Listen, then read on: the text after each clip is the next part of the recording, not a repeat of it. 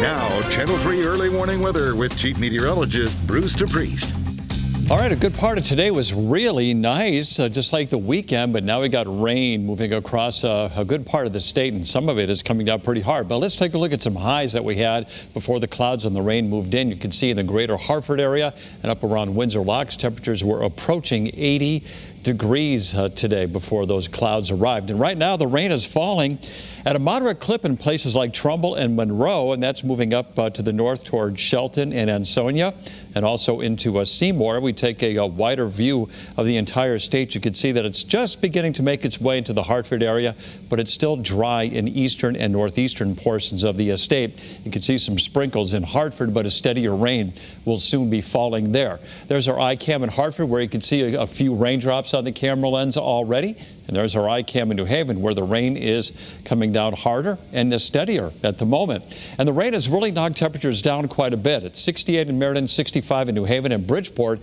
is 63. But these temperatures will level off in the 60s this evening everywhere in Connecticut, and then they'll tend to rise a little bit later on tonight as warmer, more humid air works its way in from the south. And where it's raining, the visibility has dropped to 2 miles in New Haven, 2.5 miles in Bridgeport, 1.5 miles in Danbury, and Chester. The visibility is down to a half mile right now. And you can see that while the humidity is starting to come up in Connecticut with dew points in the low 60s, it's really humid to our south. Philadelphia, for example, has a dew point of 72. So as the night wears on, you're going to start to notice the humidity a little bit more, but it's not going to stick around for very long.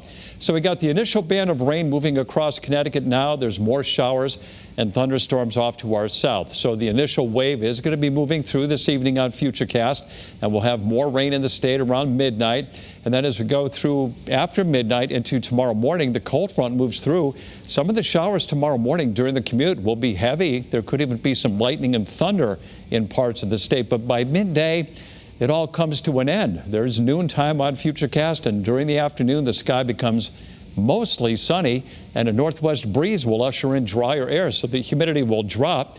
Wednesday morning looks clear and cool at 7 a.m., and it's going to be a beautiful day with mostly sunny skies. But between now and tomorrow midday, we're going to pick up a ½ inch to 1.5 inches of rain, and there could be locally higher amounts. There might be some nuisance poor drainage flooding where we get some of those heavier downpours. So lows tonight in the 60s. In fact, where temperatures have dropped deep into the 60s. They'll likely come up a little bit later on tonight, and then highs tomorrow when the sun comes out will likely reach 75 to 80.